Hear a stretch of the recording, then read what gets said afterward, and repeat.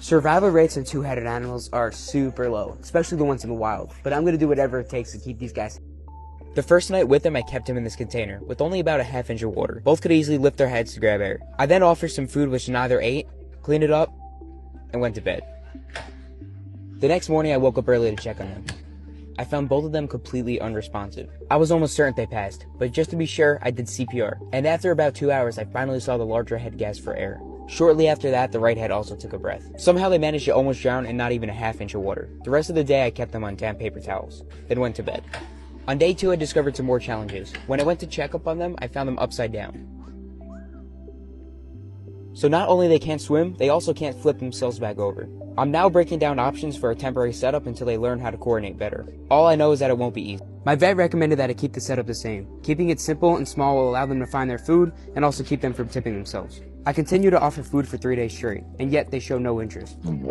I started to get really worried. But on day 4, we finally got some good news. I finally saw the larger head eat it. I'm so happy right now, and I told you guys, they're not giving up. And later that night, I've never been so excited to see a healthy poop. I also noticed they are much more coordinated. It's been a while since they last tipped themselves, and they're also walking a lot better. They're still young, and there's definitely going to be a lot of challenges they're going to have to overcome. But honestly, seeing the big head eat gives me a lot of hope. I started to get worried for the right head. I also noticed that head was a lot more shy. After a couple days of not seeing him eat, this brought up the question, do both heads have to eat? Well, the answer to this is simple. If both throats are connected to the same stomach, then technically no, they don't both have to eat. But one head has to eat enough to support himself and the other guy. If they are not connected, then obviously they both have to eat. I do know they are somehow connected since they share the same. But the better question is, at what point does it connect? But finally, we got some good news. When I offered him lunch the other day, I actually saw the right head eat. I also want to note that it's been 2 weeks since they last flipped themselves.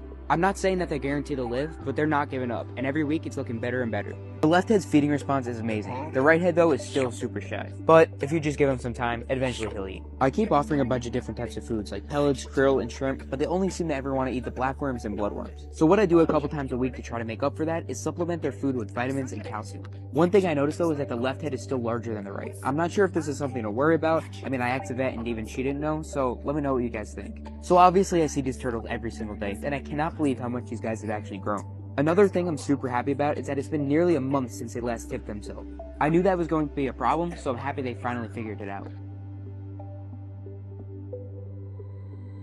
It's common for two-headed turtles to not even make it out of the shell. And if they do, they normally don't live too long after. It's a miracle these guys even made it this far. They're doing great. They're over 2 months old now, and they actually are putting on some size.